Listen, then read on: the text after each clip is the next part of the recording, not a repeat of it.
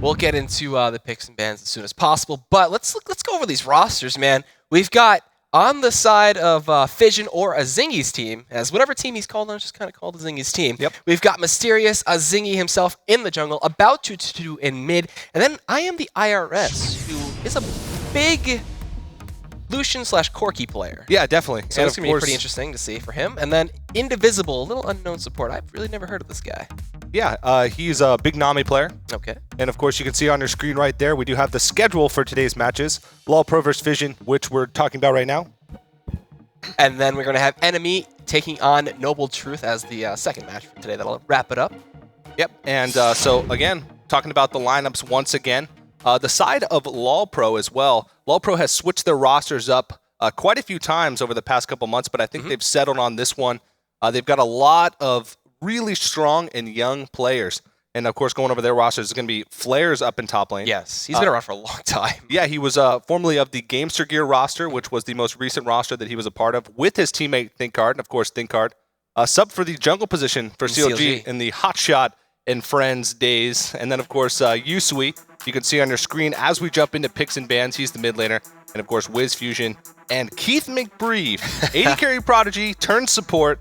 Excited to see him as well. It's a lot of hype on Twitter for this guy. You know, I'm so used to seeing him play AD carry on streams and such and dominating pretty hard. But seeing him in a supportive role, when you come out of, being an AD carry player and you go to support, you're just kind of like, I know what my AD carry wants. And I'm sure him and Wiz Fusion have got to have some good synergy there. But to start off the picks and bans, it's going to be the Fiddlesticks and the Rengar. So Azingi already getting targeted out, and then that Rengar ban. We saw him Paler 3 versus 1 yesterday on Rengar. Yeah. And I don't think any of these teams really want to see that go through again. I wouldn't be surprised if Nar got banned. And there it is with the Rumble. Yeah, and of course, Azingi.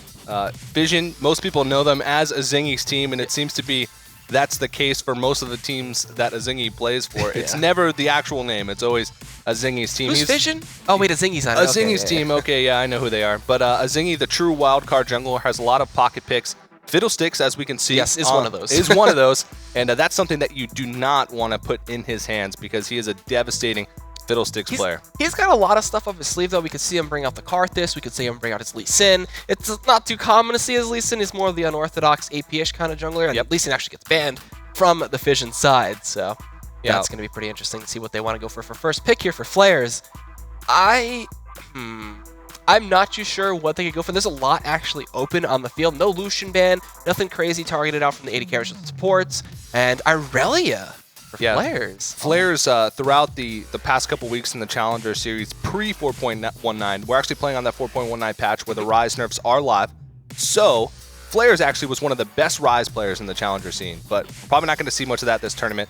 His fallbacks are usually Gnar and Irelia, so taking that Irelia for himself and also taking away from Mysterious, who is he's a Jace main, but also plays a lot of Irelia, is a big deal for them.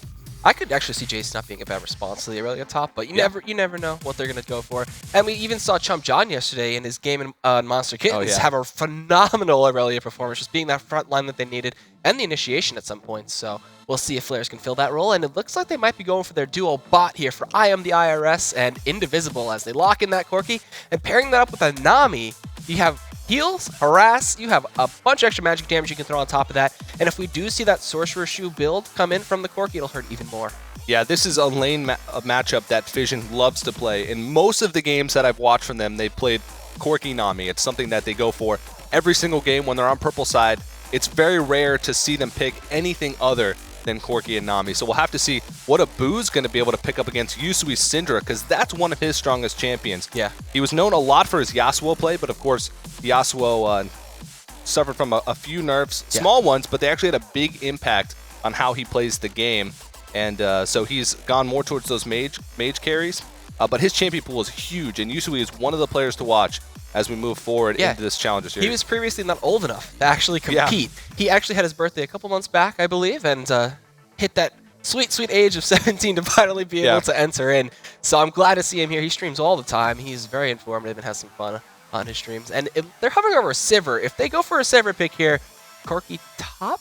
Did jungle Corki for a Zingy? No, okay, they just messed with me there. Malphite's going to be picked up for the top lane for Mysterious, and about to going to be picking up that control-oriented Wombo combo with the Unstoppable Force and Shockwave. Yeah, Abu 222 is a is a character as a mid laner. He's in the Masters League. He's one of the players that has the most ranked games played. He refers to himself as the kid that never gives up because he really wants to get into the LCS. That's his main a good goal. Drive. And he works really hard at it. And Orianna is one of his best champions.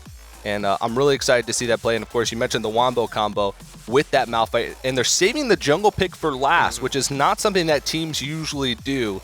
But I'm not surprised with the Zingy on their roster.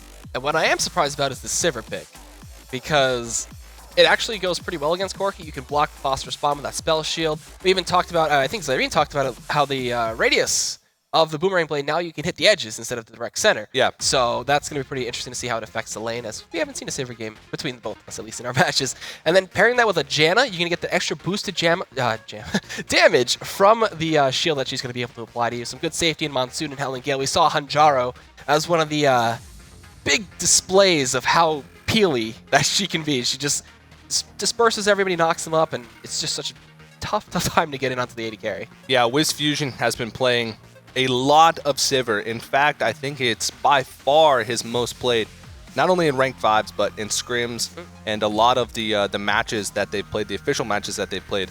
Of course, LolPro were the champions of the Black Monster Cup, where they beat out teams such as Team 8, Enemy eSports, Zenith eSports. So there was no easy teams in there, and they came out as the champions. So they are definitely a team to watch. Probably the favorites going into this matchup, and judging by their seeds as well, they also should be a favorite because they were pretty high up on the challenger ladder, going under the name Thomas and the Slotkins. Thomas and the Slotkins. All right, so we're looking for that last pick here from Indivisible and Pantheon. Jungle for a Zingy. It's locked. Okay, we're good. Yeah. But that's actually interesting because dueling a Pantheon early, he's got that block chance, or after 3 attacks he blocks. So that's hard to deal with, especially as a Jarvan, because you rely on that passive to just crush in some extra damage, as well as he's got the crit. Yeah. That is something you don't ever want to run into early. You get hit by a 150 crit, you're like, oh, yeah. Okay, I'm backing out, and if you're not already dead. And he's throwing those spears at you too. And the Grand Skyfall too. Something that, oh man, way back in the day on Cognitive, I believe, their jungler, I can't remember his name right now, but he would use Pantheon, sit in base. If they were trying to push up tier 2, he'd have his home guard ready, and then just drop on top of them with the Skyfall, just run in and stun somebody, and you would not see it coming. So we're going to actually get into this game as soon as possible, but the rosters are locked in. This is going to be game 1. This is going to be exciting, actually. I don't know what to expect yet, but that Pantheon pick could snowball really hard, or it could go flat in its face. We'll see. You can tweet us at LOL eSports, hashtag LCS expansion, and tell us what you think of this match. What do you think of the Pantheon pick, and who do you think will come out on top? Yeah, Pantheon is sort of that fallback jungler that Zingy loves to go for when Fiddlesticks is not on the table.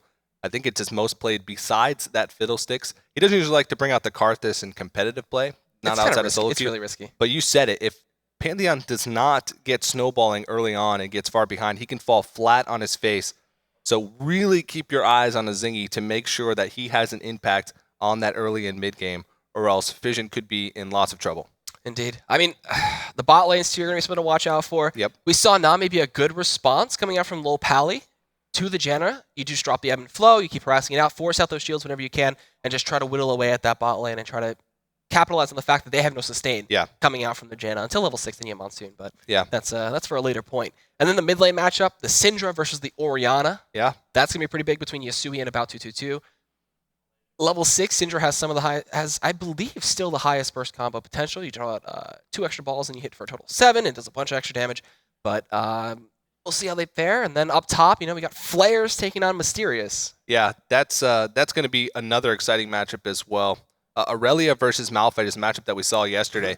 And Aurelia can be more of that carry top laner, whereas Malphite can get away with not having as much CS in that lane. So it's really going to be on Mysterious' shoulders to just sort of make it through that lane and make it to the mid game. Indeed. So we're on to the Rift. This is going to be game 1, and this is going to be some exciting Challenger Series action. LolPro taking on Fission here, and already we see, the nice skin too coming out too. That Dragon Slayer Pantheon, I believe it is, but he started with nothing too crazy, and he'll go for the standard start. I'm wondering, will he go for the blue start for the CDR to keep spamming out those spears to clear, or will he go for a red and maybe an early level 2 gank? That's something that we used to see a lot out of Pantheon. And Zingy is one of those players that loves to go for that red buff into level 2 gank, and I wouldn't be surprised if he does it. The big thing to watch out for here is Thinkard as well. Thinkard is one of the most aggressive junglers that I've ever seen grace the challenger scene. He always finds creative ways to make engagements. Two main champions would probably be Lee Sin, as we've seen him in his short time in the LCS, and of course Jarvan. And he is never afraid to pull the trigger on an engagement that he thinks his team might win. So he's one of the catalysts a lot of the times in LolPro's success. Indeed. And his time on CLG definitely gave him some good experience. Definitely. So he'll put that to use here as just some normal scouting coming out, keeping with the 5 spread from both sides, actually, and a little bit of an aggressive ward from ThinkCard, defensively coming out from Keith McBrief to guard their safeguard their red for a little bit.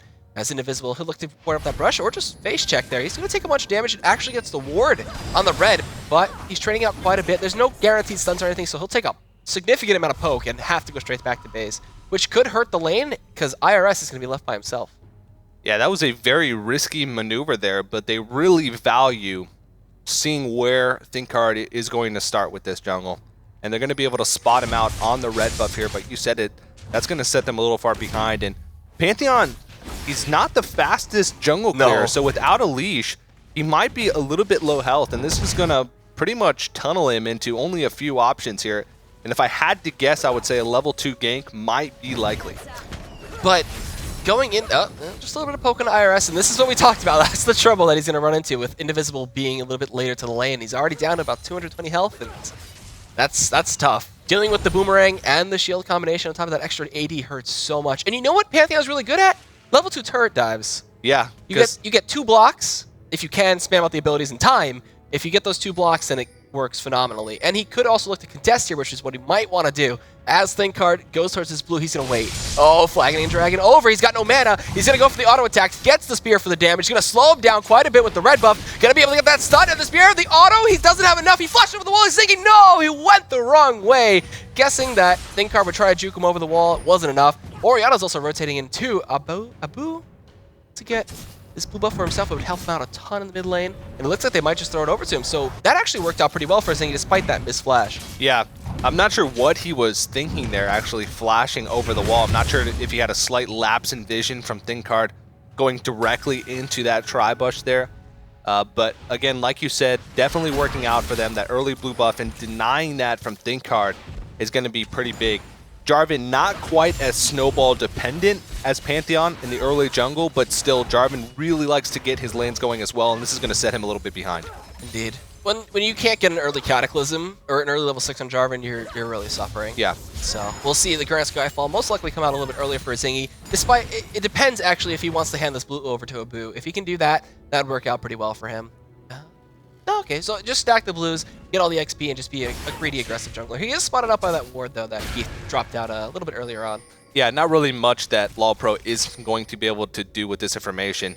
ThinkCard is heading on over that way, but it looks like he's just eyeing for a gank, trying to make up for that time that he lost because of the blue buff invade from a Zingy. Oh, he's going to try right now. Abu has very little mana, gets stunned from a distance. That Unleash, the power is not available. She's not level 6, but just the harass. Try to get a spell out of her, which they did in that heal. Yeah, this is one of the things to watch for Yusui here. He's one of the best laners that I've seen come from the challenger scene. And I mentioned earlier, his champion pool is huge, and it's amazing what he can do on a lot of these champions in lane. And Syndra is a lane bully by nature, but Yusui just sort of makes it look easy. So Abu 222 is going to have probably a little bit of a rough time laning against this, and you can already see that Yusui has almost double his CS. Yeah, he's having a good time in this lane. The Orianna not really working out too well. He had to go back, pick an early Magic Mantle, and we'll see, not a lot of ages, but we'll see most likely the Athenes and Holy Grail coming out for him. Yeah, so taking stock right now, it's pretty even. Ziggy's going to try and make a lane gank happen down here. Without flash, though, that's going to be kind of hard. Especially with the ward in this river bush. They don't have the ability to clear it yet. Yeah. They haven't gone over to those sweepers just yet. So it looks like he's going to realize that this gank's probably not going to happen. Head on back to his jungle and farm it up. I'm sure he's going to want to try and make an impact somewhere. But for right now, he's content with just taking the 3 buffs that he got in the early game and trying to farm up the jungle. The thing is, when you don't get that Pantheon rolling early, like they haven't really done it right now, he did get that early buff, don't get me wrong, it was fine stealing the blue, but if he can't get any ganks or any kills off, that's when you start to see him like teeter off. His effectiveness is only in that one stun that he has, so it's kind of hard. He does have the crit, which is great, but if you're not building raw damage, that crit's not going to scale to him. Yeah, and another thing I want to point out, this top lane, Mysterious actually has a decent CS lead on the Flares up here in this top lane, which is not something that we usually see in the Malphite Aurelia matchup. Sometimes it can be a little tough to CS with Malphite early game, especially when you're under turret, just because the way the damage from his abilities line up doesn't allow you to cleanly take the CS from the turret. But Mysterious definitely not a stranger to Malphite. It's one of those picks that he plays quite often in scrims and in their ranked 5s matches. Look at Zingy, man. He's committed. He is definitely committed. He is waiting for this. And Zingy, he's always known to have a plan, so I'm sure that he knows what he's doing here. And I like what Thinkar did too. He swapped out his trinket for the sweeping lens there, and he dropped 2 wards on the map. One in the entrance to the red, and then one in the river. So that's going to actually give him a lot of knowledge and vision as he tries to make an attempted gank here on Abu, but he's just playing way too safe. Ganking Orianna early, pretty hard. Yeah. Abu 222 is usually a very safe mid lane player, and especially on Orianna, loves to scale up, and Orianna is great for that. And she's usually pretty good at being able to CS even when she's getting bullied out in lane. So even though Thinkar is focusing a lot of attention on getting Yusui ahead, which is something that he does very often, Bututu is doing a great job of trying to keep himself in the game despite being focused. Indeed. I mean, this bot lane too, it's going fairly even. They're keeping up on the CS totals between both Fission and the IRS, so having a relatively even time. You know, Nami's just sustaining them up, shields for trades. The buffs have respawned for the second time, so we're going to see both junglers go on their routes and their merry ways of just clearing out that and keeping the farm up. I guess once the 6 hits, that's where we're going to see Zingy start to make that that global scare to the side of LolPro. Yeah, and the big thing here is both of these teams have decent mid-game team fighting. Indeed, oh yeah. I really love the Grand Skyfall and the Shockwave combination. If you can get the Shockwave in place for Pantheon, it's a really hard maneuver to pull off, but it's really effective, especially around that first dragon fight, because that's when Pantheon usually hits his power spike. And TPs. Pantheon is a little bit ahead. Yeah, and the TPs as well, the Malphite combination. So I could imagine that Fission, with the position of the game right now, are going to be the aggressors when we're coming to those early dragon fights. We'll have to see. Right now, the game is pretty slow paced. Every lane's just trying to take stock. The junglers are trying to make plays happen, but not having much success. Yeah, a lot of patience is needed. Where would your bet be on a pre-10-minute first blood? Is it going to happen? I don't think it's going to. Well, yesterday in the Monster Kittens versus Complexity White, it was 13 minutes before we saw the first blood. That was a really passive game. But bot lane is usually a target for Zingy on every jungler that he plays, and you can see he's got Skyfall. Yeah, he's got the Grin Skyfall, and usually he focuses a lot of that attention on the bottom lane. So we'll have to see. I Am the IRS is usually the main carry for this team, and they see the bot lane back, and they're going to go straight for this dragon. That's and a great call. think LolPro has the ability right now to really contest this. Yep, this should be a free dragon over to them, as they are not even spotted out. The wards are all gone in that area, so first dragon of the game, looking to go over to Fission with a great call. I wonder who made that. Probably an invisible. He's like, oh, they're going back. They pinged it, and they're like, let's just go straight for this objective and take it. And that's what you like to see out of challenger teams. Yeah, Fission is a lot of the times the team to get the first dragon in their games, and a lot of that has to do with the Zingy's positioning on the map. I told you he loves to camp around that bottom lane, and that makes it so they can make those audibles, they can make those calls to say, hey, bottom lane's backing, we can go for dragon right now. And they have a pretty solid lead in this game so far. Indeed, and IRS, he's got to be careful, taking some Zephyr harass, dodging the Howling Gale, but with Fusion on this Sivir, he's already gone back. He's picked up his BF Sword and his boots, so looking for a bunch of nuke damage. Not going to go for the Bloodthirst, going to go for that Infinity Edge route that we've seen pretty much every 80 carry player besides Hoofspark do, as when he played Corki, he went straight for Trinity Force, just like IRS. Yep. So right now, game's slowing down again, and the 10-minute first blood dream has disappeared as we pass that 10-minute mark with 0 kills on the board. Thinkar still focusing a lot of his attention on Yusui in that mid lane. And I think one of the main reasons why he's doing this, if you look at the damage spread from their team, they're very auto-attack heavy. Yeah. And that's going to be rough, especially with a Malphite in this game. Got a lot of ways to reduce attack speed. Looks like he's going for that Frozen Heart very early on. And so they're really going to rely on Yusui to provide a lot of consistent damage, especially in the later game team fights, to be able to get through that Malphite. All right, so blue buffs are going to hand it over to the mid laners as well. Flair's up top here. He's actually losing out in the creep score, even though despite he's forcing Mysterious back. That Attend Cell just doesn't care. It's true damage going through that armor and health, so the trade's going a little bit more favorably for him, especially with the Sheen, but when it gets to the late game, they're both going to be tanky monsters. It's going to be pretty hard to kill both of them. Yeah. So Thinkard, a little bit ahead in gold and CS from Azingi, but at the same time, I mentioned earlier that Pantheon just doesn't have the best clear time, and that early dragon is going to do wonders in keeping him in this early game, but we can't stress it enough. Pantheon just falls off, and Jarvan can provide a little bit more utility with his low cooldown CC, and Pantheon has it as well, but he's just not going to be able to do quite as much damage and be quite as disruptive in teamfights as Thinkard is going to be. So yeah. I know Azingi is thinking in the back of his mind right now, look at that ward. I got to make something happen. That's a beautiful ward because they know Azingi's playstyle, so they're going to be able to spot this one out, be able to play passive, keep the vision on. You can see just how far Keith McBrief is playing back. Oh, here it comes! There's the Dragon Waves coming out through. Is the Tidal Wave going to connect is the question. It hits Keith McBrief, but that's just a complete whiff. And a really ineffective gank, but beautiful ward coming from that early Sightstone from Keith. Forgoing any gold generation, just going straight for the Sightstone, and it pays off dividends, getting 2 ultimates out of Fission. Yeah, that was a beautiful ward, and you can just see they reacted to it perfectly. They said, well, he's all the way over there, most likely to Grand Skyfall. Keith McBrief had such defensive positioning when he saw that. He was all the way back by his turret. It seemed like Fission tried to really force that one.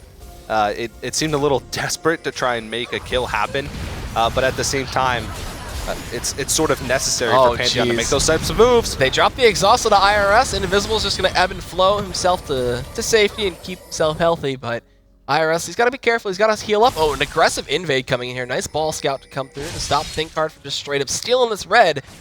But, you know, Syndra, she's good at grabbing those minions, but an unstoppable force comes up the wall. The shockwave combination on top of it. That's going to be first blood over to the side of Fission. Chasing it out. Double kill for Abu. Can he get the triple on the flares? Is there any flashes to chase it up? It doesn't look like there is. And Mysterious getting away just barely with his life. And a beautiful combination. That's what we're talking about. Yeah, a really aggressive invade from LolPro there, and it did not pay off. I'm not sure what they were thinking in that moment, but they had to have known Mysterious was waiting to use that unstoppable force, use that ultimate, and of course the shockwave combination. That's a mid-game teamfight that you really don't want to deal with, especially that deep into the enemy jungle. But Fission did a fantastic job of capitalizing on that, and now they've got themselves a pretty comfortable lead. They're 1 turret down, but they have those 2 kills, and of course the first dragon, and they should be in a pretty good position, and they can be the ones to make the moves now. Indeed. I mean, once that unstoppable force comes back up, you just TP into another lane, try to keep the effectiveness of Malphite relevant all the time, and keep the pressure mounted. Next dragon should be the big fight that determines quite a bit, or the momentum of the game for the most part, as they're only 900 gold ahead, even with those 2 kills and that dragon, so the next dragon's going to be pretty key. Yeah, a big deal here, though, is those kills went on to Abu 222, which is probably the guy that they want those kills onto the most. Orianna scaling quicker into that late game is going to really help them with that team comp, because those shockwaves combined with the unstoppable force are really going to start to hurt once Abu 222 gets 2-3 items in this game. And I've known from watching these guys and seeing them play over the past couple weeks that his shockwaves can be game-changing. So really watch for that as we get going with this game. And items are getting completed along the way as well. Trinity Force is done for IRS. The Infinity's Edge for Wisp Fusion is coming on in soon. And Abu is going to stack up another blue, keep that cooldown production stacked up.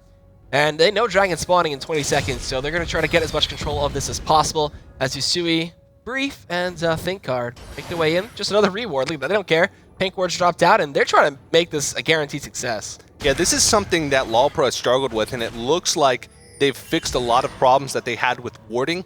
Keith McBrief actually was getting caught out a lot in the past couple weeks when he was going off to ward by himself and get vision control by himself. I even said that it was called getting McBriefed when you went to ward and got caught and died by yourself. But it looks like, judging by their moves there, that they've really remedied those issues, and looks like they've made sure that they know warding is a team effort. And no Boomerang Blade. Gonna steal that one, and that's just a clean dragon over to the side of Fission. Good map control. Unfortunately, they're down 2 turrets still. Haven't been able to make the pushes happen just yet, but taking control of those objectives is pretty big. Yeah, LolPro really does not want to engage into this team comp coming out from Fission, especially after that last fight where it was just really rough. And now 3 turrets to 0. So LolPro is doing a great job of reacting to these wins that Fission is getting. And low kill game, low action game, really, but these teams are really objective focused. And Zingi's way to dive. He wants the Skyfall in on this. There's the Assault Force on the Yasui. They get the bubble and tidal wave on top of it. They can't burst him out just yet. They're focusing on the turret, but there goes the Phosphorus Bomb and Malphite damage. They do take down one. They're looking for another one, but Keith Brief flashing away and getting out of there. But that's a turret and a kill and a great successful dive.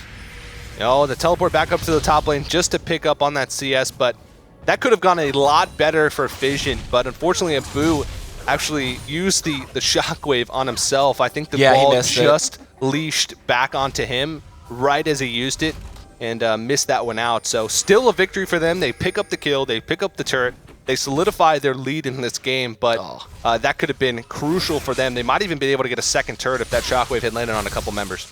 Yeah, had that hit 2 or 3, that would have been 2 secured turrets for sure. Yep. But we can't really not talk about players. He's been kind of silent. He's split pushing a bit. He got 1 turret down up top, and then he pressured a little bit further, forced that TP back. And he's got a Trinity Force. He's got 145 CS, and he'll eventually become something they have to worry about. Aurelia can be a really sneaky threat, though. You said he's being quiet, and a quiet Aurelia is something that can come back to haunt you. We saw yesterday with Chump John playing the Aurelia. He actually had an 0-3 start, I believe, and then came back to completely carry out the game. And if Aurelia just sits up in the top lane and free farms and split pushes all game, come late game, she's going to be not only a big tank, but she's also going to be able to put out the damage. So if Flare stays quiet, I think that's exactly what the plan is for him. Let's see. We'll see. He's getting there. He's going to get those items up really fast with how well he's farming. So they're down 3 kills, but they don't care. A stun connects on in. Flag and drag on top of a Cataclysm. They unleash the power. They force out the heal, and the Gale does barely clip him. Dragon Strike is enough for the kill for Think Card. Gonna take down a Boo 222, and that is something you don't want to happen. Yeah, he had a little bit of vision control in that mid lane, but LolPro just had the 1-up on him. And wow, they're playing super aggressive, positioning aggressively here as well. With a Boo 222 down, they can afford to go across this red side map, get the vision control. And this is sort of where this team comp shines. Of course, with the Sivir, the map movements are what this team comp is great at. So making sure that they control the vision in the jungles and using Sivir as a tool to push lanes really quickly and get across the map to turrets is exactly the game plan for LolPro.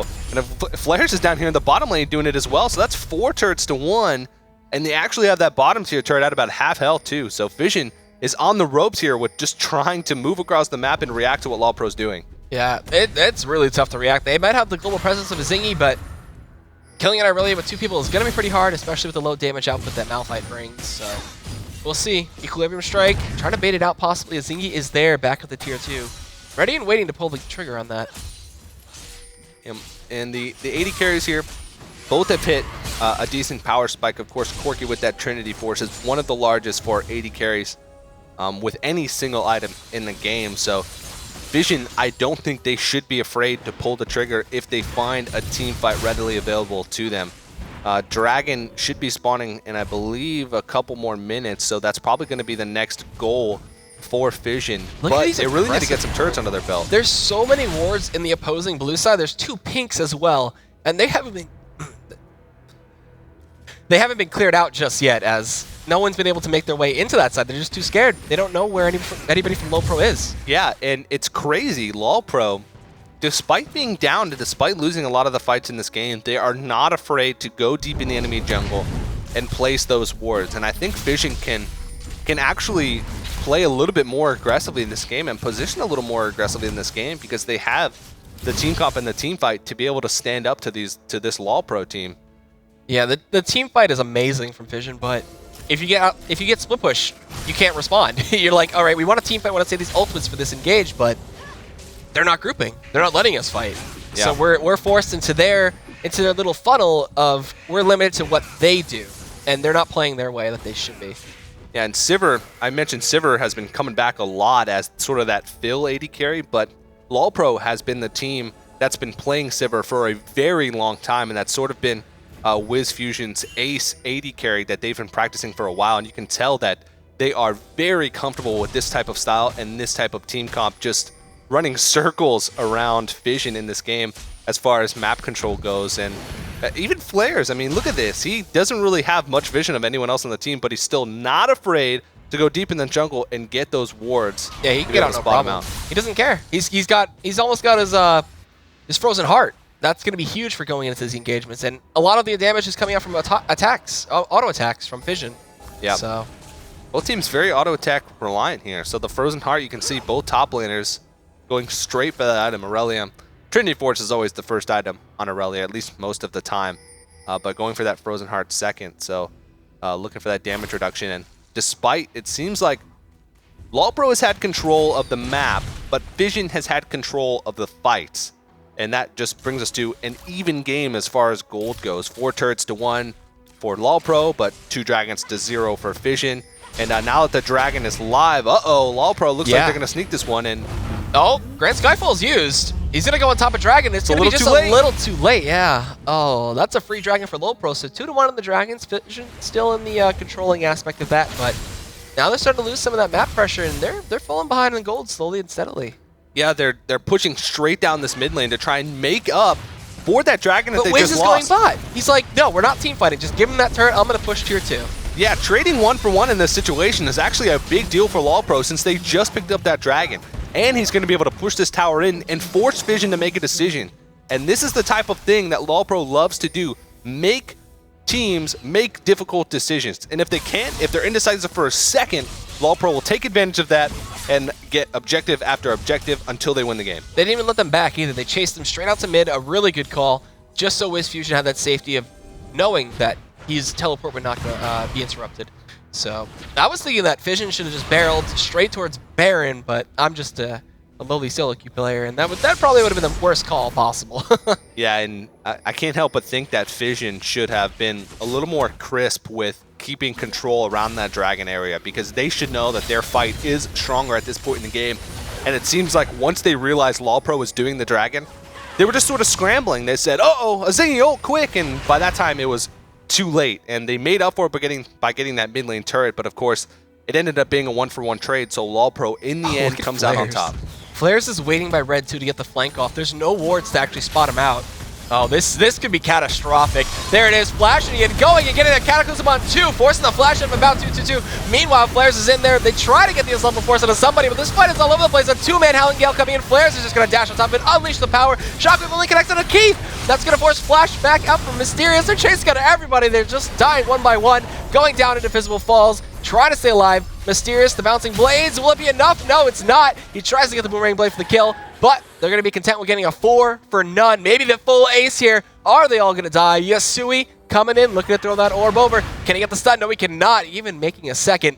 Will he be able to get him? Yes, he will. As he chases it down, and that's going to be the full 5-man wipe coming out from Team LolPro. What a great engage there. And they realized, LolPro realized, even though their team fight might not be quite as strong, if they get the initiation, if they're the ones who start the fight and put Fission on their back foot, oh, a zingy! A nice Grand Sky. Oh, wait, that wasn't nice. Hold on, just kidding. He gets knocked up. He gets one kill in the Keith McBrief, but it costs him his life. Flares, in the meantime, is just destroying the IRS. He's going to get turned on. He may be the one sacrifice here, as it will be the ebb and flow from Indivisible to pick up that kill.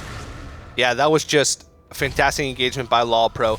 Fission should know that they want to be the ones engaging fights. As soon as they find an opening, they need to be able to pull the trigger. And I said in Champion Select that LolPro is one of those teams that is never afraid to pull the trigger on fights. Even if they know, hey, this might be a 50-50 if we win this or not, Pickard will go for it 100% of the time. And they're playing to their win conditions well. They say, we need to initiate fights.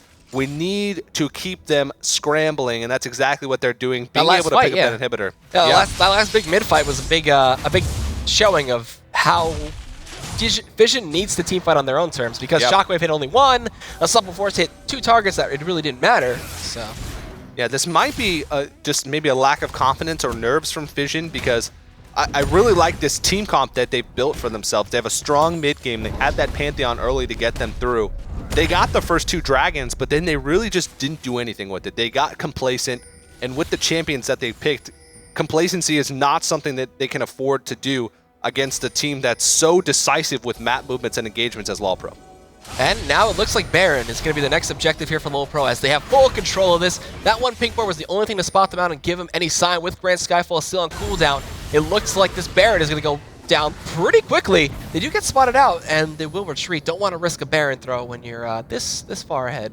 That's really smart, and that's something that not many challenger teams will do. We saw yesterday. Even some LCS teams. Even some LCS teams, yeah. We won't name any names, but that's just something that teams really need to work on. And we even saw it yesterday that teams were putting Baron fights up to a 50-50. Even though they were ahead, they just said, you know what, let's just wing it. And hopefully our jungler can win the Smite battle.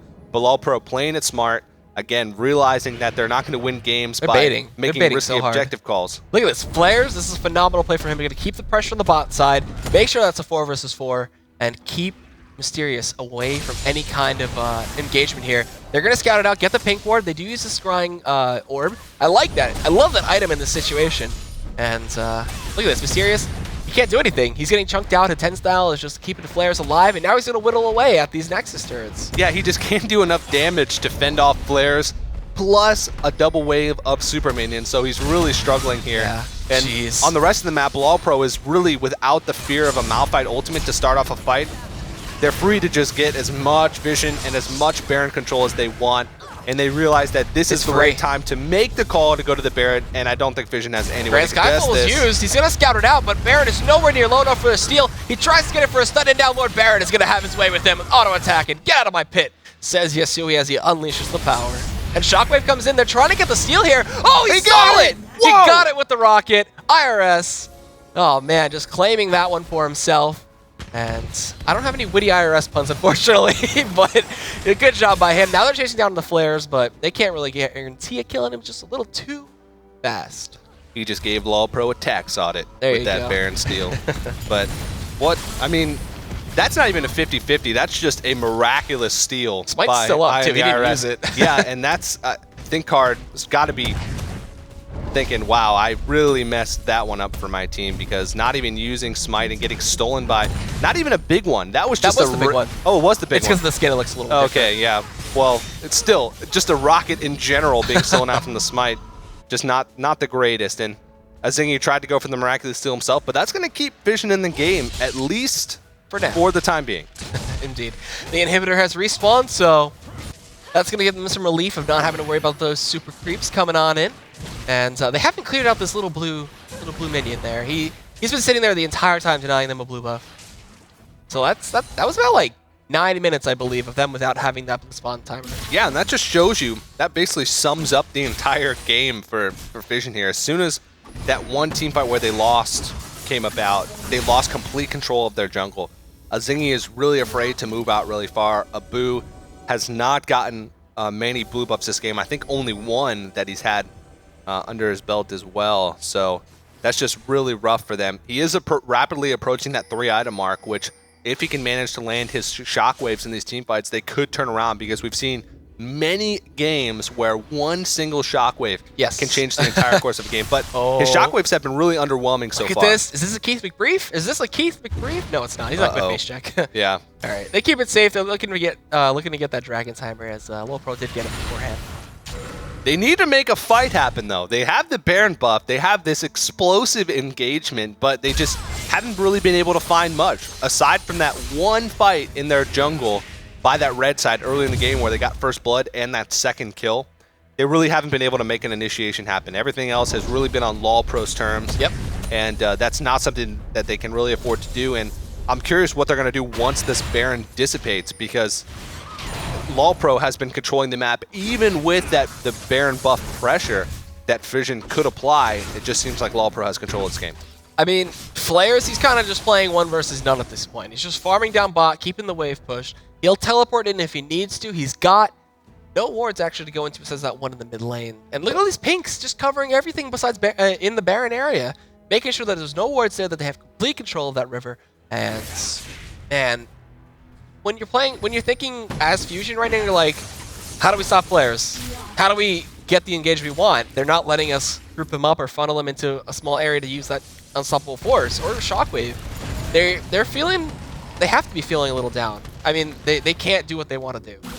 They're probably feeling the pressure right now, and this is something that new teams, it's really tough for new teams to deal with, is making tough decisions in tough games. And I think that was LolPro's plan coming into this. I'm sure they planned out these picks.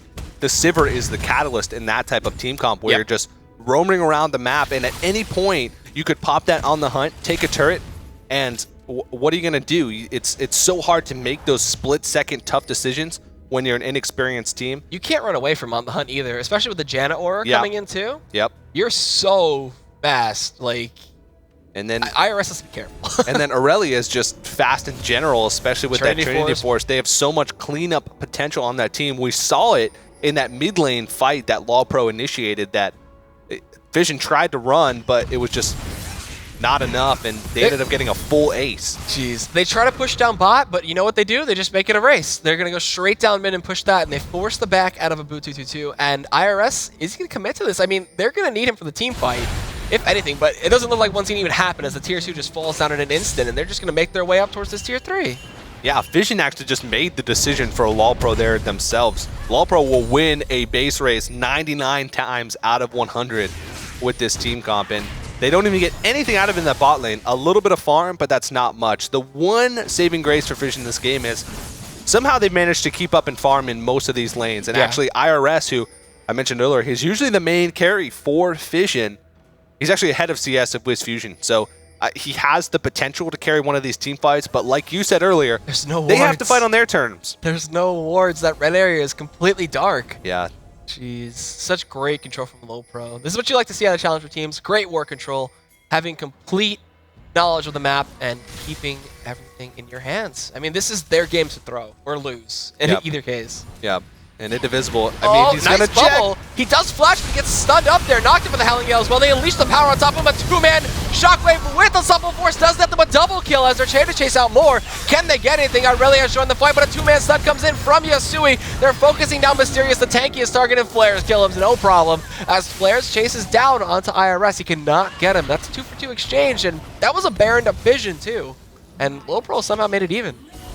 Yeah, that was just LolPro putting a little bit too much on the Indivisible. He had a great flash back towards his team, and Zingy was there for backup, but at the same time, when you trade even when you're ahead, it just gives you more opportunities. Looking to try to fight out to Yasui here. Can he get the stun? He does, but he gets knocked back, and the force of the flash on top of the Flares is in the back line. Messing with the boot 222. Fission is unstoppable. He needed one crit to get the kill, but he couldn't get it, unfortunately, and boot 222 will be able to stay alive, but then Inhibitor goes down, and Grant Skyfall has been really ineffective this game. Yeah, and we talked about how that's one of the downfalls of Pantheon. If he doesn't get going early, if he doesn't find good engagements, that pick can fall flat on its face, and it's nowhere near as consistent as like a Jarvan pick. But that's just sort of how a Zingy likes to play. That's just a Zingy style. He likes to go for those a little bit different picks where he can have a huge impact on the game, or he can have very little impact on the game, which we're seeing right now. So you can see, though, that Fission has the opportunity to win some of these fights in that skirmish. Even though they didn't get the jump, they still managed to trade 2 for 2. Yep. But we're still not seeing them engage any of these fights. They only fought that because they had to. It's so rough. They don't have much burst damage either. Now that you look at it, like, the only one being able to fully put out a combo that could do 1,000+ damage would probably be a boot 222. So yep, they're lacking that damage aspect for the combo that they're running. Like, IRS, he can get some auto attacks in, but they have so much armor and they're so tanky, and you'll never see Yasui or Fission in the front lines. And this should be a free Baron for them. Skyfall's down, or it could get stolen again. By all means, IRS, please have another great rocket. That'd be amazing. Let's see. They drop the ward over. The TP coming in. They don't get the steal this time, and Flares actually secures it. There was no smite used again by Thinkard. Now Mysterious is put into an awkward position in that pit as he is trying to tank it up. They might be trying to run into this right now, but they're Baroned up. Now they're going. Flag and Dragon, keep it about 2-2 off of this. They do get a 3-man summon coming in from Yasui, but Mysterious goes in with a 2-man unstoppable force. Flares is in the back line, taking up 3 as he's forced to back off now as Yasui shows himself. Fission does take down Abu, but this fight just went catastrophically wrong for Fission. Zingy's trying to get out with that Pantheon, blocking some shots, but it's not enough. Double kill comes in from Fission, and a 2 for none with Baron on top of it. It looks like this could all be a game. Yeah, Fission really needs to get Vision on that Baron earlier so they can initiate a fight while that Baron was still happening. they really just gave LolPro time to position themselves in a good spot enough to where the initiation from Fission just wouldn't have really mattered. Boo222 was off all by himself, and this is it. Yeah, it looks like it's going to be done here. Flares takes down Indivisible, and now they're looking to focus down these turrets and the inhibitors and move their way towards the Nexus. Yeah, this is just LolPro going for that death push. They have such a great turret sieging composition right now, and with that Baron buff, I don't think there's much Fission can do to really stop this. IRS just gets absolutely exploded, and it looks like LolPro is going to look to finish this one out. Yeah, and they force him back into that fountain, and there you have it. That's going to be game one. Going over Team LolPro in a very, very well-played fashion. Good vision control, and good way to play the lanes, too. I like the picks. They worked out very well. Yeah, LolPro really played to their win conditions there, and I'm really impressed with the stuff that they put out. Fission showed some flashes of brilliance. They had good dragon control early game, and they had some nice plays, especially the collapse on that red buff early on. But it just seemed like they were a little bit afraid to make those engagements that they needed to make. They picked a really strong mid-game teamfight composition, but they never made moves to try and capitalize on their strengths, whereas LolPro just made every move to capitalize on what they knew their team comp was strong at. Yeah, I mean, Azingi, the Pantheon, I said it at Picks and Bans. If it doesn't work out, then they just lose. He tried and tried and tried to use those Grand Skyfalls. He got scouted out by amazing awards from Keith McBrief, man. The AD carry, superstar, gone support superstar. So we'll get into the next game as soon as possible, but that last game, I just... Pantheon. I'm really looking for Azingi to pick up one of those more conventional junglers.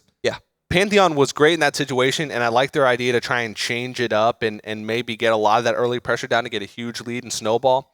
But something more like a Rengar would have fit that team comp really, really well. I know it was banned out, but you sort of have to build your team comp around the bans as well, and it seems like they might have tunneled on that a little bit and said, well, let's just replace the Rengar with Pantheon and see how it goes, which is not something that you can really do. But Zed being banned out, of course, targeted at Yusui, one of the best Zed players in the Challenger scene, in my opinion. He's one of the best mid laners in general. Yeah, and he's definitely LCS caliber mid laner, and we'll have to see if LolPro is going to make it all the way and if that will be a definitively true statement. If he could, that'd be pretty big for that man. Yeah. Just hitting 17, very young, very ready.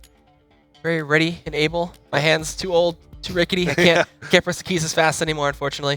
But Janna's gonna follow it up. Fiddlesticks as well as Rengar away from Azingi. I don't think he's gonna see Fiddlesticks at all if they even make it out of this. Like they just keep banging away from him, keep Azingi down. And Janna ban very smart. Anjaro, Keith McBrief, especially very, very good at that champion. Yeah, and this opens them up to pick up that Nami that they love as well if LolPro doesn't go ahead and first pick it out. But the Fiddlesticks, if you do any sort of scouting onto Azingi at all, even in their ranked 5s matches, going up to Challenger Ladder to make it in place to qualify for this tournament, they played Fiddlesticks in a lot of those matches to get there. The Fiddlesticks Malphite combination was something that they utilized quite a bit in their climb up to the top 10 on that Challenger Ladder. But Gnar is another great pick that made it through picks and bans for this, or made it through the bans for this game, and Mysterious is going to be able to play that. That's interesting. I mean, Gnar is amazing. We saw Westeros play at one game, and then everything else he's banned. Yeah. You don't ever want to play against Gnar. Boomerang, huge. He's got hop from mobility. He can bounce off someone's head or a creep's head or anything like that to get some extra mobility. And with a Rage Gene, and then just transforms. He's Mega Gnar. He's going to Gnar you into the wall, and it is really annoying to deal with. Yeah, and he can be such a huge, huge lane bully. And I'm curious to see what LolPro is going to do to sort of answer to this. Aurelia is a decent pickup, but Aurelia is pretty susceptible to being just completely bullied out in lane by a Gnar, and sometimes when Aurelia falls behind, she's another one of those champions that if she doesn't get the farm she needs by the late game, then she can fall flat on her face as well. I mean, yeah, okay, so they locked it in. They spent a lot of time thinking about that. Do we really want to get this Gnar? Do we really want to put him in top lane? It's interesting to... I would love to pick their brains, be like, why would you wait so long to pick Gnar? Isn't he just super OP? They probably have some page-long excuses. Gnar is something that you just insta-lock right away. They might be trying to build their team comp, but another thing that made it through the bans is Think Cards Lee Sin. And if you think that he did not hesitate to make engagements on Jarvan, he'll go underneath turrets. He doesn't care. On Lee Sin, he's the guy that'll go behind your inhibitor turret to gank you on your first tier turret. He'll just ward hop all the way in. He's not afraid to make engagements. He's one of those players that can always find creative ways to start fights on Lee Sin, which you know is the sign of a great Lee Sin player. All right, and no Sivir this time for Fission as he goes straight up for the Corki. And then we see instantaneously from Fission as they pick up the Nami and then the Syndra. So Abu 222 is going to be trying that in the mid lane. No Orianna for him this time. And you know what's fun? Yasui can play Jason mid. Yep. He has played it quite a bit. He played it a lot in Challenger. I've watched his stream a lot. And yeah. Jason's one of his best champions. It's fun to see him use it and get to that late game point where you start chunking out people for 600. The supports have to watch out, man. Yeah. It is very, very painful. The one thing that you have to watch out for, though, as a Jace against a Syndra is there's such a big spike for Syndra at level 6, and there's so much kill potential, whereas Jace doesn't really get much for level 6. A lot of pro players won't even put that extra point into the ultimate at level 6 and opt to put that into something else just because the bonus that you get from that is just so minimal, even compared to some of your regular abilities. So Yusui is going to have to really watch out to not get snowballed on by a couple of great ultimate kills or some ganks assisted by a Zingy in that mid lane. Okay, so it looks like I was literally about to say, are we not going to see Lucian this set? And then the IRS kind of just picks him up and is going to play him. So there we go, it's locked in. And then we see the Jarvan jungle for Zingy this time. No more Pantheon. He's done. He's done messing around. That was his warm-up game, and we'll see him actually bring that Prince to light. Yeah, and of course the Lucian. In the IRS is actually one of the highest rated Lucian players on the North American ladder. He's got one of the highest win rates on Lucian. Okay. And he really loves to main that champion. So even if you take his Corki away, which he's sort of been playing a lot in the past couple weeks, Lucian is still a big comfort pick for him. And Indivisible, I talked about that a little bit earlier in the day. If Nami's open, he almost 100% picks it. Even over Janna sometimes, which is something that a lot of supports won't do. What is They'll this? opt to go for the Janna. This is a Karma mid? Are we seeing a Karma mid and then we bring flares with the Jace up top? All right, so Jace mid, out of the question. Karma mid, we're into a new era. Yeah. So the ability names are rather interesting. You know, you got Inner Flame, Inner Fire, Mantra, everything up. And she's got good mobility. She's got the speed increase. If you mantra it up, it's an area of effect, too, that's going to give to everybody, and they can just zoom into a fight. She's got the tether as well. When you mantra that up, you get the percentage heal. It's huge. Yeah. When it expires, and then you root them in place. And then her Q. Don't get me even started about that ability. You get hit by it. It's a nuke. You get slowed.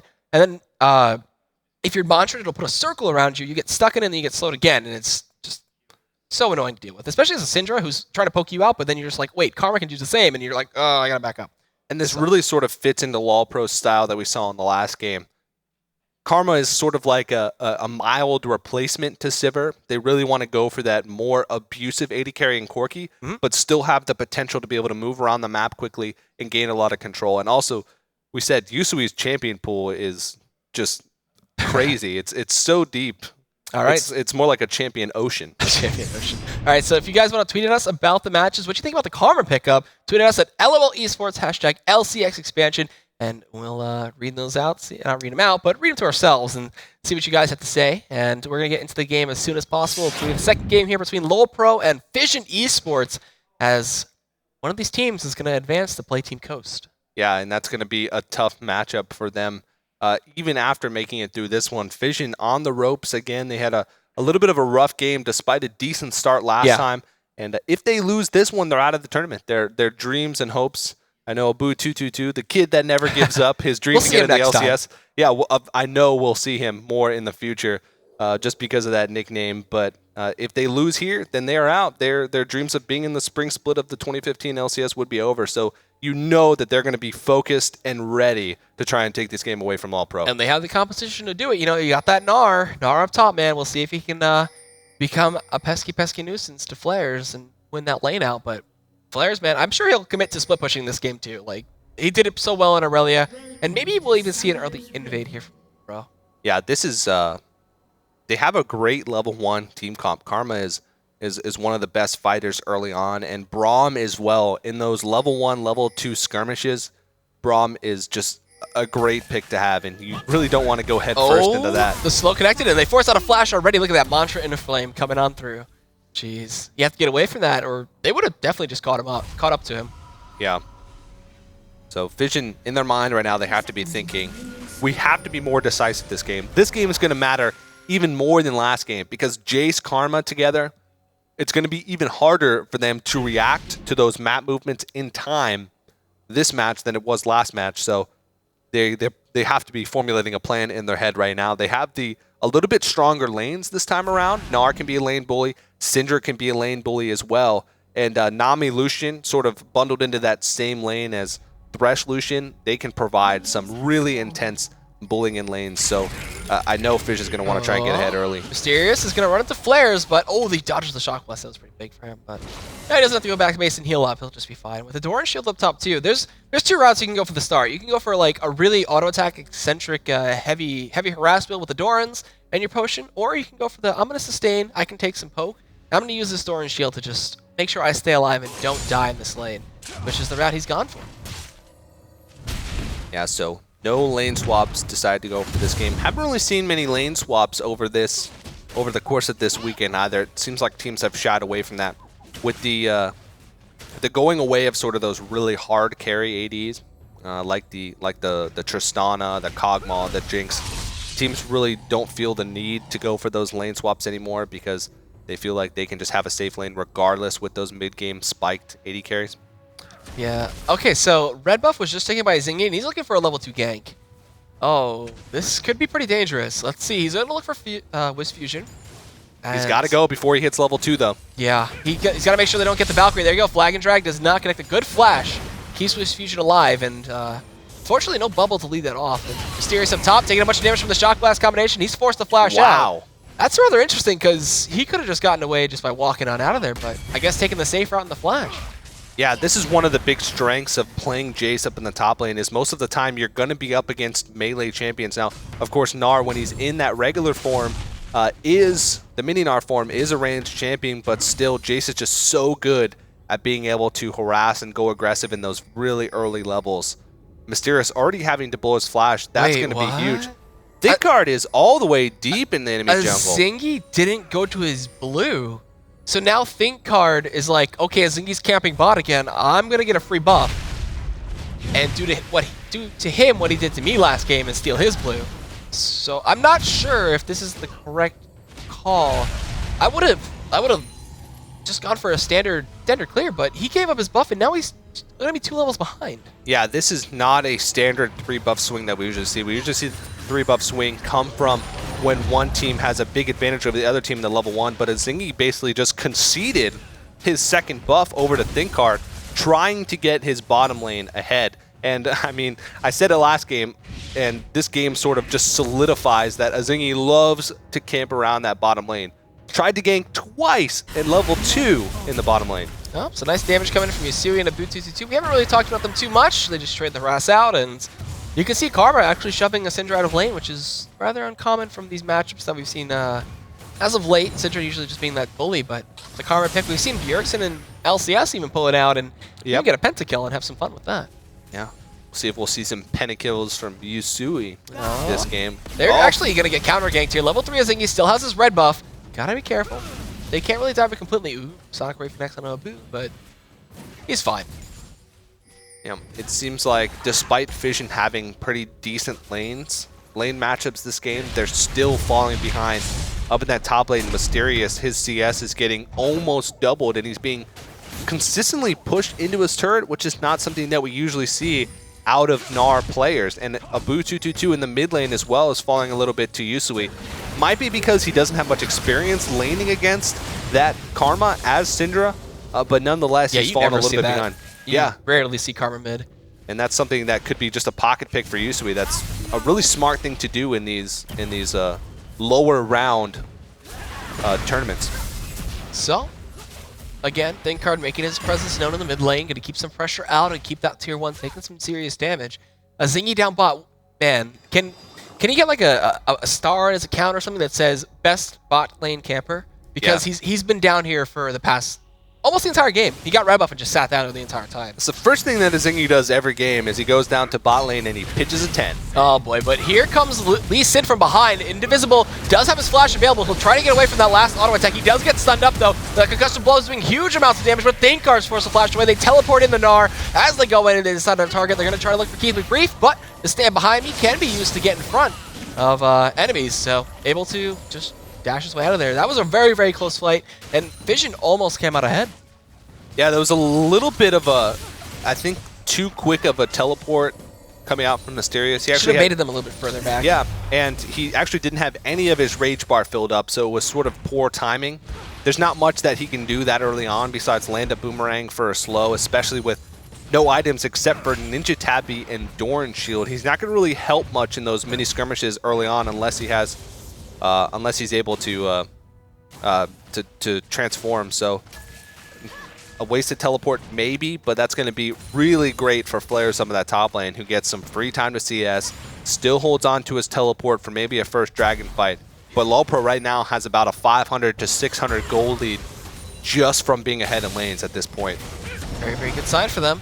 All right, I am the IRS. He's been farming up pretty well against Fission's Corki here. Not having the same amount of trouble he had on Corki last game, so he's pulling out the Lucian. He's showing his experience, and this bot lane is going to be probably one of the more determining factors to see if Fission can even bring this to a game 3. And look at that rage minion. Just keep on chasing. Thinker's like, get out of my face. Yeah, that's one of the farthest I've seen a caster minions go into the jungle, at least in a competitive match, but looks like it's starting to slow down a little bit again. Late first blood. Last game we saw it, I think, at about 12 to 13 minutes. And this game seems like it's trending to be the same way. I know that Fish is going to want to start. Whoa! He tries to jump timed. in, just gets knocked right on back out of it. It's actually really hilarious to see Nar just kind of fly back, those frames just all the way back. Yeah. And he's got to be careful. I mentioned earlier that Mysterious is actually a Jace main. He plays a lot of Jace in solo queue. A lot of the times, teams will actually ban it against him in their ranked 5 matches or in their scrims as well. But at the same time, that means he knows how to lane against a Jace, but it just seems like Flares is getting the better of him in this lane matchup. And it looks like the first dragon with the Zingy still being behind. Actually, no, he's caught up in levels pretty well. He soaked up a lot of lane XP, though. He took quite a bit away from I Am the IRS and Indivisible, but this is going to be the first dragon of the game. Going up to Team LolPro, they'll get that hefty early game advantage with that. They're up to 1,500 gold ahead and get the timer on it, and good control. Yeah. Again. That seems to be deja vu from last game, except the roles were reversed. LolPro made the call early on. Oh, Flares could be getting sandwiched. Gets stunned up there. They have the unleashed power. They drop Ignite on top of it. The balls go through. The boomerang doesn't connect. He hops on over. And what do you get a bounce off of the ball? But that's first blood. Mysterious. Yeah. Gonna be able to pick it up on the Gnar. Bouncing off of the ball. Does it actually count as a physical unit? No, obviously, because he just did it right there, and he saves the flash as well. So knowing the champion inside and out there, able to pick up an easy first blood for him, and that's going to get them a little further back into this game. You know what that means? He can bounce off the Demacian standard. Yeah, he could. Yeah. All right. And so that's going to put them a little bit further back into this game and maybe give him a little bit of an edge in this lane now, finally, especially now that he has the summoner advantage as well. All right, so he'll come back into lane with a Giant's Belt and some Ninja Tabbies, so trying to mitigate some of that physical damage. And the tier's still stacking up in flares with the Brutalizer, so he's trying to do what he can. Thinkard in the meantime, he's been all over the map. He's clearing out wards. They're using the sweepers. There's 3 early sweepers from both sides, actually. So they're looking to take control very, very early on. Yeah, that's really common for LolPro, and actually they usually make the transition over to 4 sweepers quicker than most other teams.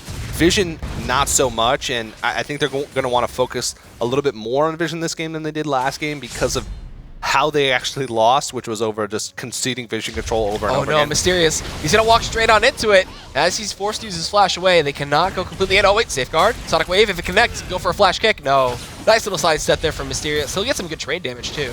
Yeah, he actually comes out on top of that trade despite it being sort of a 2v1, which is pretty impressive for him. You can already see that he's starting to get going now. Falling behind in CS, though, that's a pretty big discrepancy there.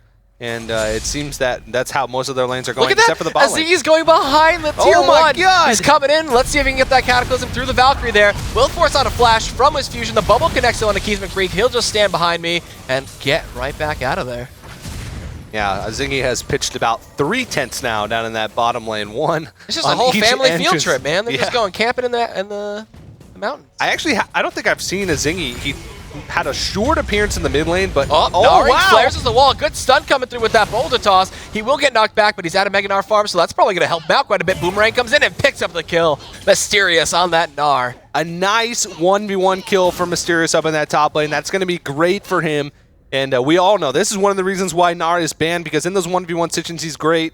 And also, once he gets to those team fights, he can start initiating fights with the pushback into the wall and just be super tanky and disruptive. Then he's going to be even bigger. And with 2 kills under his belt, and one of them being a solo kill, now that's going to be a big deal for them. That's some huge experience. He should be almost, he's almost level 10. He's halfway there.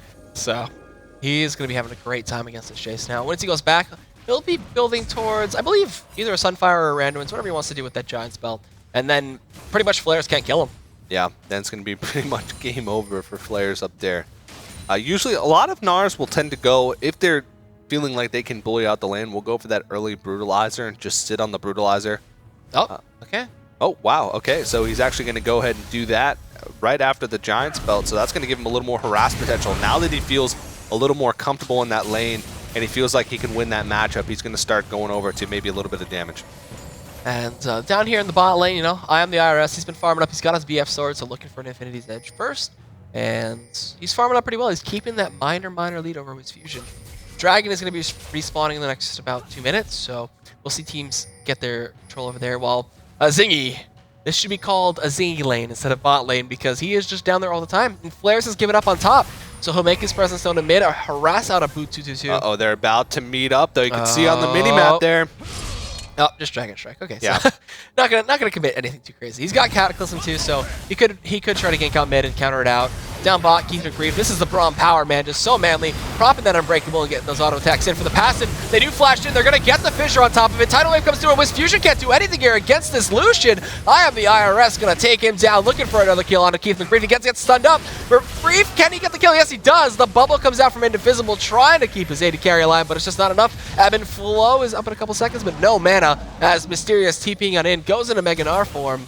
Little miscalculation there on the Rage. While Abu222 going out to Yasui, they drop the Ignite, but he just turns around and Mantra interflames him. It takes him out. The Ignite gonna tick down, but not enough time. A close call, but that fight was actually happening. I think Abu actually met Yasui in the mid lane as they're both heading down. That's risky. Okay, he just hops out. Gets out of that Mega Form, so he knows that he can't fight. But a little bit of a late teleport from Mysterious there. A little bit questionable. And overall, though, I think that's probably what Fission expected there. They come out a little bit on top of that engagement because of the kill picked up for I am the IRS. He's going to be able to get a little bit further ahead in that lane. The one thing I want to point out in this game, though, is Thinkhart's been unusually quiet on his Lee Sin. He's just been roaming and clearing wards. That's all he's been doing. They have those 2 pink wards in those brushes in the river, so they're controlling where they can see roams coming in from a Zingy if he even leaves bot lane. So that's pretty much just safety to see if a Zingy ever leaves bot. If he doesn't show up, then he's still bot. He's just sitting there. Yeah, and he's actually on the top side of the map for once. Take a picture, because that is that a blue buff he's going for? That doesn't happen very often. We saw him concede the blue buff earlier on. Oh, the teleport! Coming in from Flares. They're just going to run straight up the river here. Indivisible is the only one that goes to the wall. He gets slowed up. I am the IRS is going to be targeted here as he does get just destroyed. Wisp Fusion getting that revenge kill on him. Knocking him away, Flares. That was like a questionable thing, but he'll chase him out. As he does have the Shock Blast coming up. Does take him down to half health, but the more important goal in the objective of the Dragon is there, and LolPro will take it down with a kill. Yeah, this should be a pretty good lead for them here, and actually a Zingy realizes that his home down in the bot lane has been disrupted. He actually goes up in the top lane, helps Mysterious push that out, so they are going to be able to trade that, but still falling behind a little bit more and more as this game goes on. It's going to be, after this bot tier tower, about a 3k gold lead for LolPro, which is pretty big for them. And you mentioned Thinkard. He's been quiet because all he's been doing is roaming around the map and maintaining vision control for his team, which is something that he sort of transitioned into after being a very reckless and over-aggressive jungler. I'm really impressed with how well he's been with the vision control in the past 2 games. Yeah, it's that LCS experience. It's the teams he's been on. Gamester Gear was a pretty serious team when they were still together with him. So taking that experience, bringing it to LolPro, and it seems like it's a great fit. Yep. And we saw him play for COG when he subbed for the Hotshot and Friends COG team, and he was making some pretty flashy plays on Lee Sin. I know he had a couple of highlight reels for his play there, and lots of camping going on, lots of creative engagements, and that sort of sums him up as a player. But now he just focuses a little bit more on the vision. And with Gnar, level 11, he's the second highest level in the game behind Yasui. So we haven't really talked about Yasui either. He's going for an Athenes and then possibly a Death Cap. He could go for a Void Staff if he wants to, but we'll see how that Blessing Wand goes. He's been farming up. He's actually ahead, highest farm in the game too. Doing a good job. Keep it brief. Gonna get stunned up, bubbled up, and they're gonna focus a lot of damage onto him. Pops the Unbreakable, but they're just melting on through that shield right now. They're gonna slow him down, and that's the last sphere for the kill from Abu222. Yeah, Boo, that's gonna be a great pickup for him. And that's Keith McBrief getting McBriefed, like I said earlier. Just face checking. He always gets caught out going for those wards. Valkyrie, a beautiful bubble, gonna hit him through the wall. They pop the tidal wave from the culling, but a swift flash. He's gonna get Wiz Fusion in safety. Yeah, that was a little bit of a rough move for him, having to blow that summoner after the Valkyrie got interrupted. But LolPro still in a great position. It looks like they're conceding a little bit of the control over the map. Whoa, those shockblaves hurt. Yeah, He's got the last Whisper and the Brutalizer now. So he just chunked out like 10 bars of I Am the IRS's health. So what you're saying is he did 1,000 damage. Yes. In one shock blast. Yes, 1,000 damage. Actually, probably 2,000 damage. Oh yeah. All right. So Sonic Wave connects. ThinkCard looking to go back in there, but look at this Mysterious. He just catches the boomerang, puts it back down to the 4-second cooldown, and just keeps on spamming away. You have a decent range on that ability too, so just keeps on going through. He'll clear out quite a bit of this wave pretty fast and get the hits on it. But he's got to be careful about the poke. He doesn't have much magic resist, so he's got to be very mindful of that. Abu222 is going to get the stun of the fusion, but not commit anything too crazy. Yeah, Keith McBrief just sitting on that front line, blocking a lot of these skill shots that are going to come out for this team. It's going to be hard for them to get a catch as long as Keith McBrief is there and has decent reaction time enough. And, I mean, this is sort of what Fission did last game. They don't have the best vision control right now. They're finding it hard to make engagements. They're a little bit behind, but not too far behind. ThinkCard's off to the side for a flank. Let's see. Zingy was looking to go in with that Demacian standard combo, but couldn't find anything. As, you know, ThinkCard just takes himself back to his blue side. Yep, was Fusion trying to catch up a little bit on farm, and he has done exactly that. Passes I Am the IRS at this point in the game, and he's got that power spike on him with that Trinity Force. And Fission just continuing to try and push that. ThinkCard's caught! They caught him out. They stunned him up and bubbled him. He's able to flash through that stun, though. He's going to war jump away while Mysterious chases him out with the boomerang. Going to catch it, get the auto attack for the last kill. Unbreakable's blocking it, but Abu is able to flash on through, get the unleashed power on top of it, and can they get anything else is the question. Boulder Toss and Bubble going to keep Yasui away for a little bit. They try to stun him up as well. He'll throw an Inner Flame with the Mantra up, and they got to be careful. Stop focusing down that pink ward, and they actually steal the blue too. Going to drag it a little ways. Abu222, that's just going to scurry its way back to the pit. So don't take me from my family, my kids. Please, no. And this is what LolPro does right now, though. They make you make difficult decisions. We see this 3-man squad from LolPro trying to hold him off. Meanwhile, Flares is up top pushing. Yasui ends up picking up 1 kill with the Inner Flame, but he trades his life for the Ignite. He's taken away on Mysterious, and he'll be able to live after that last tick. And like you said, Flares has been split pushing, but the IRS has been caught out by Wiz Fusion. He's got no mana. He's got to be careful here. As he does try to get away, he's actually not. Does he have enough mana to Valkyrie? I don't believe so. This top tier 2 from Flares is getting chipped out. And Wiz Fusion, he's trying to kite away. He's running out. Zingy with no mana either. And it looks like Wiz Fusion has juked away successfully. Yeah, and Zingy really didn't have much mana either. I think he had a mana enough for one flag and drag combination. Flares patiently waiting for Mysterious to maybe check over on that side. ThinkCard, he's going to smite it. He's going to look for it? No, okay. He doesn't get it. Zingy's able to get it through with the Dragon Strike. And this is a big steal for Flares, man. Jace with blue buff. Yeah, that's going to be tough. He also has the tier as well, so that should be stacking quite nicely. I'm sure at 20 minutes now, he picked up that tier pretty early, so I'm sure it's either at max stacks or very close to max stacks. And he's going to be hurting with those shock blasts. Well, he already is, but it's just going to be worse and worse for Fission as this game does progress. But right now, LolPro is just slowly gaining more and more of a gold lead. Fission's trying to group up. They're trying to get the objectives, but LolPro is doing what LolPro does, splitting the map well. And while Fission was taking advantages in the mid side of the map, which Fusion was taking down that bottom tier turret, Flares was getting free farm and getting damage on that top second tier turret. So what seemed like a victory for Fission at the end of the day wasn't a victory at all. No. They're still behind that rough 3,000 gold, so we'll see. They're fighting over this pink ward. The dragon is live, so this big objective is going to be what they're looking for. Thinkar gets caught out. A bunch of damage going to come on in, unleashing the power, but not enough AP behind it to take the kill. Even has a needlessly large rod, too, on top of it, so surprising how he's still alive. There is the Unbreakable blocking the tidal wave. Does stop projectiles from going any further.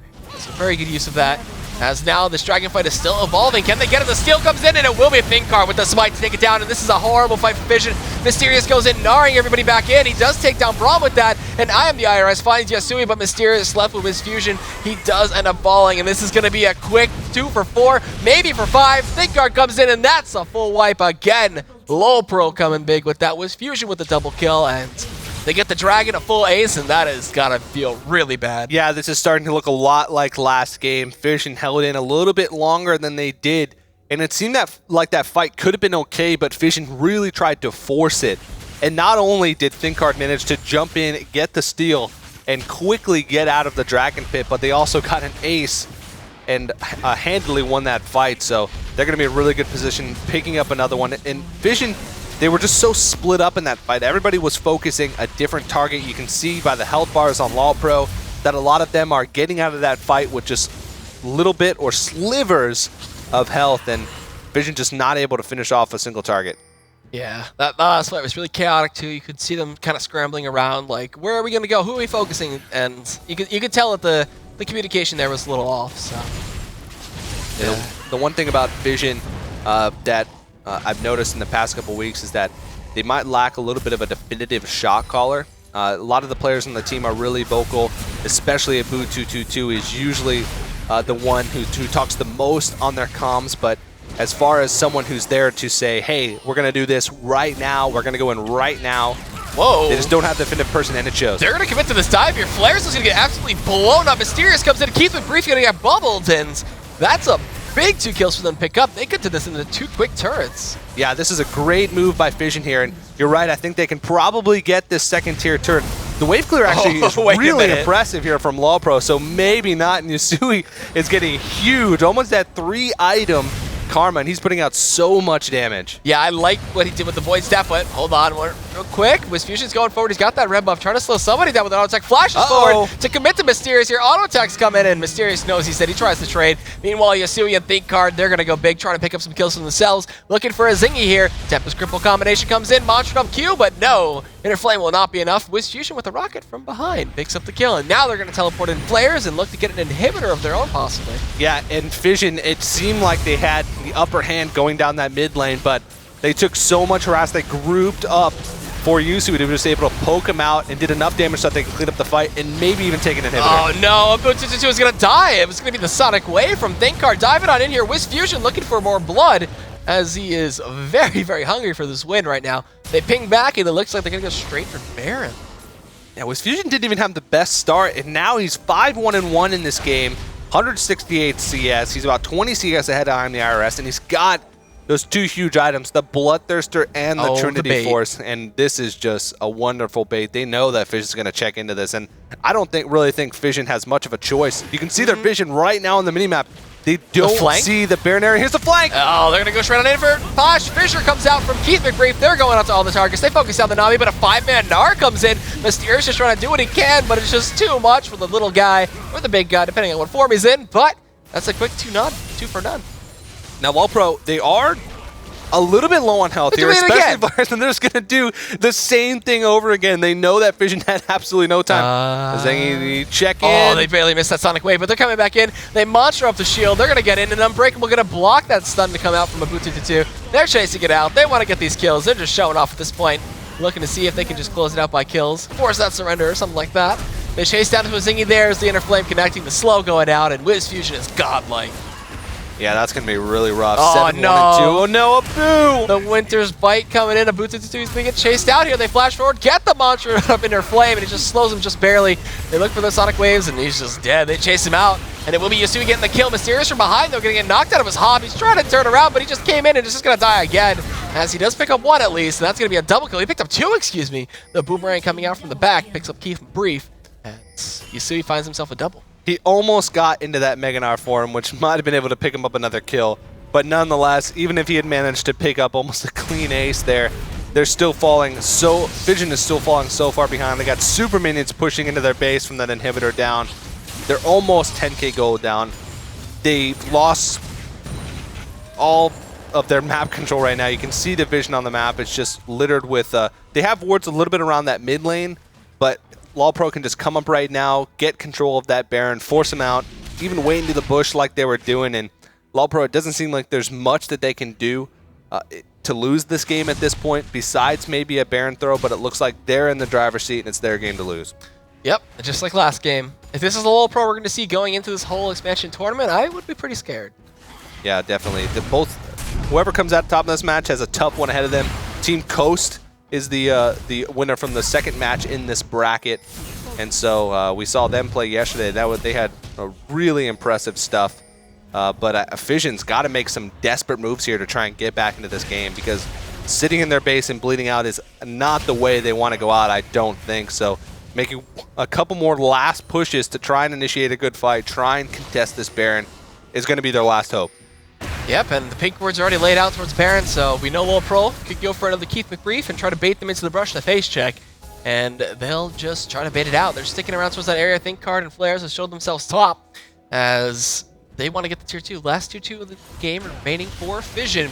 So they got to be careful here, as it does fall really quickly, and they could just push straight into the base if they really wanted to. Yeah, with that mid lane inhibitor down, they have so many options here. They have such great siege here because they have the poke from Jace and Karma.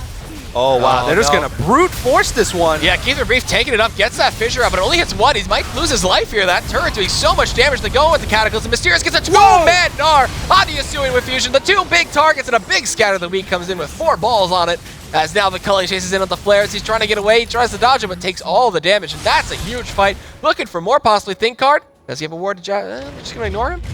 He's like, there we go. Has to use the flash. Can't get up in time for the safeguard. He gets spotted out by that scrying orb. And now, Baron on the tip of the fingers here for Fission. They got to be careful it doesn't get stolen, though. This is a risky play, but at this point, risky plays are really the only thing that Fission has going for them. They're going to try and force LolPro away from this. Abu's going to go around the side.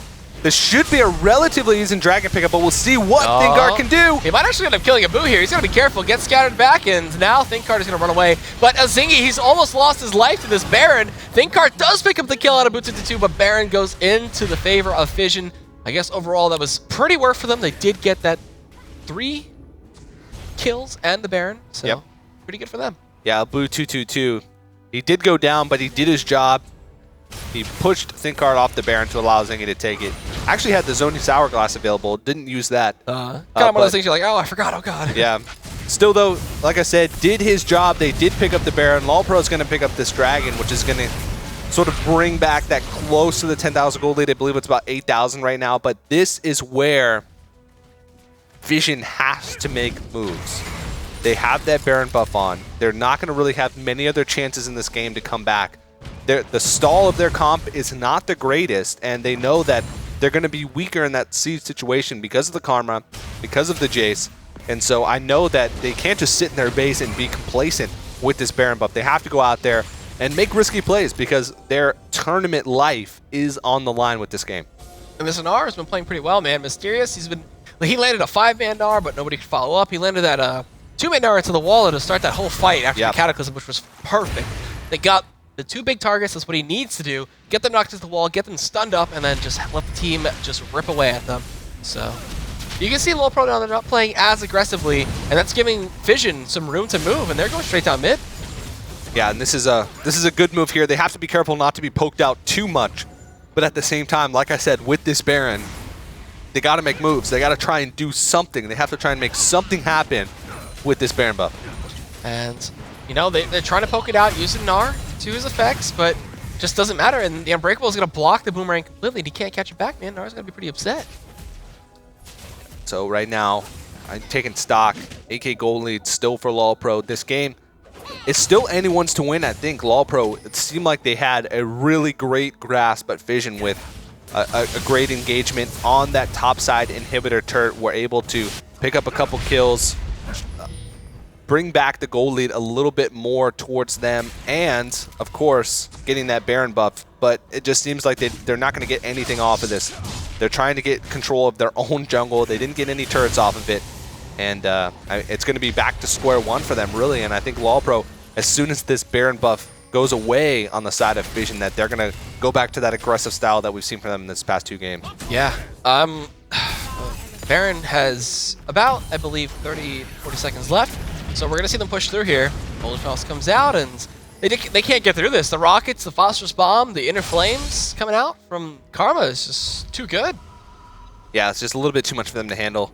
And it's kind of hard for them not to stay a little bit grouped up, just because a catch would be great for them right now. Getting a stun off from a Boo 222 into a bubble maybe from Indivisible that can take people out really quickly. So you can tell that's what they're trying to do, but as soon as they group up like that, they just take a shock blast to 3 or 4 people, and then the inner flame to 3 or 4 people. So it's just so hard for them to do much of anything. And this is a tough spot for them to be in, because we said they got to make moves, but at the same time, they're just having trouble finding openings to be able to take objectives or find kills. All right, and this Baron's going to fade, and they try to do what they can to get something out of it, but couldn't push to tier 2. Their waves were getting pushed in the side lanes, and they're struggling. This is going to be pretty bad for them if they let LolPro just push up. Yeah, and LolPro probably going to try and wrangle back some map control over the enemy jungle, and then go back to trying to siege it up and play to their team's strengths. Again, we're 33 minutes in, so this game gets longer and longer, Fission is going to have more and more chances to get back. Death timer is going to start to be longer. The percentage of gold that they're going to be down is going to be smaller if they keep that gold lead around the 8 or 9K mark. And once these guys get to those 5-6 items, it really doesn't matter how much of a gold lead you have. It's all going to come down to positioning. It's all going to come down to who's able to find the right engagements.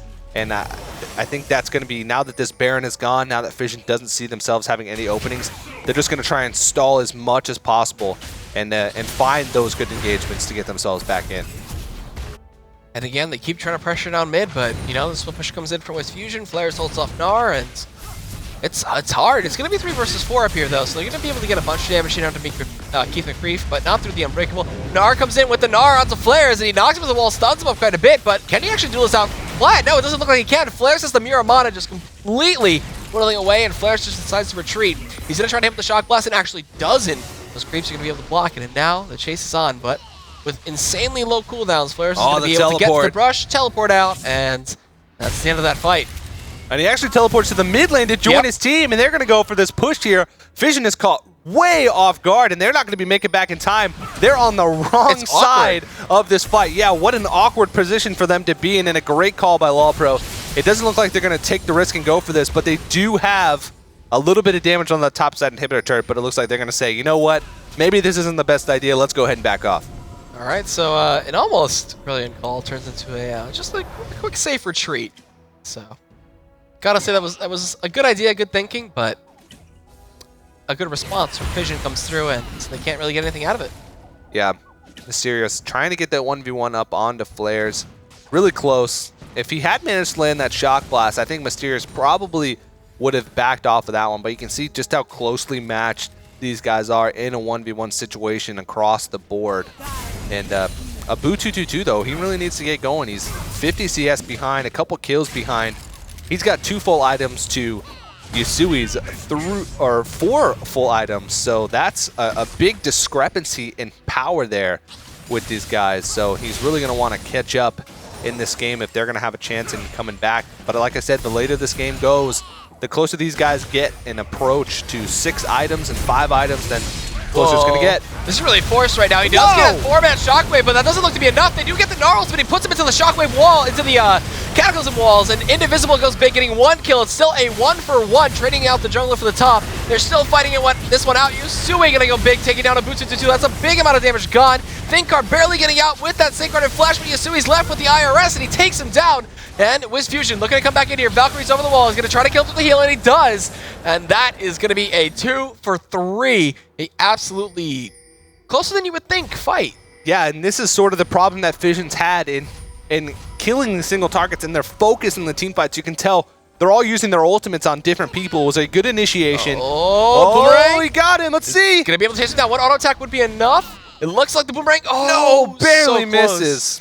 Tipped his blindfold tails. Yeah, just a so bit. Thinkard is going to be able to get away from that one, but Fission's just having such a rough time in these team fights trying to finish off those low health targets, and it's got to be demoralizing for them. Zengi, he did go down really quickly in that fight, but those are the sort of engagements that you really have to pull the trigger on, and especially in the last game, if they had done that a little bit early on, they might have had a better chance.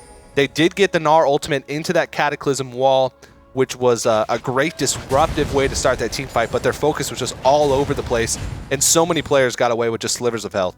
Imagine if a Boot222 had been playing Orianna there. I kept calling it Shockwave instead of Cataclysm, but if that was a Shockwave in that Cataclysm, that fight would have been over. It's because you're wishing that the Shockwave had come right after that Cataclysm, because the Zingi's Cataclysms have been pretty on point today. They just haven't had the follow-up that they really need to get a target down super quickly. Gnar's great, though. I was kind of questioning whether or not Gnar ultimate would knock them into that Cataclysm wall, or if it would just put them through it, but now I know. The more you know. Yeah, it doesn't get them very much closer to your team, like the normal one where you can knock them back into the wall before most of them can have time to react. But still, like I said, it's very disruptive in the middle of those chaotic team fights. And I think Fission is just sort of confusing themselves a little bit with these chaotic engagements because of the lack of focus. And this is looking to be a pretty quick Baron to come out here. Miramata just tears through that guy. And they do scout it out with the Scrying Orb. Can he get the steal? He goes in a little too late. And they're going to try to engage on this. Cataclysm goes up into Tutor. There's teleport coming in from Gnar. He hops his way in. He's going to transform to Mega Gnar, but that's not enough to save, unfortunately, Zingi. He does Gnar them into the Baron Pit wall, but outside, the fight is going down. And Yasui is going to pick up a kill into the IRS. Boot222 is going to fall. 2 flares, and now Mysterious is by himself, trying to get what he can. It's a 4 for none. Indivisible, the only one surviving, and that might be the nail in the coffin. Yeah, that's just really rough for Fission at this point in the game. This should be an easy push for victory for LolPro. They have that open inhibitor in the mid lane, so they should be able to push for victory. Zingi trying to go for that desperate Baron steal, but he was too late, and that was really just a fight that Fission did not want to go for. They were sort of just trying to force it, and at this point, that wasn't even a risky play. That was just a reckless play. And LolPro is going to take this one 2-0 over Fission and move on to Play Coast next week to see who's going to make it into that top 4 to move on to the live studio event that we have in December. Yeah, it's going to be here at the Burbank Studios in California, so it's going to be fun. But we have one more game coming up for you guys. One more match between Enemy Esports and Noble Truth. So what we're going to do is we're going to go into a quick break, and when we come back, Pyrotechnics and Zyrene will be here casting that match for you guys here for the LCS expansion tournament. And it was an amazing game. Yeah, that was a fantastic game. And of course, again, LolPro taking that one 2-0 over Fission. Fission's run here is complete. So looking forward to watching that Enemy versus Noble Truth game. Should be exciting. Should be exciting indeed. So we'll head to that break. And when we come back, that second match for today will be coming up for you guys. So we'll see you soon.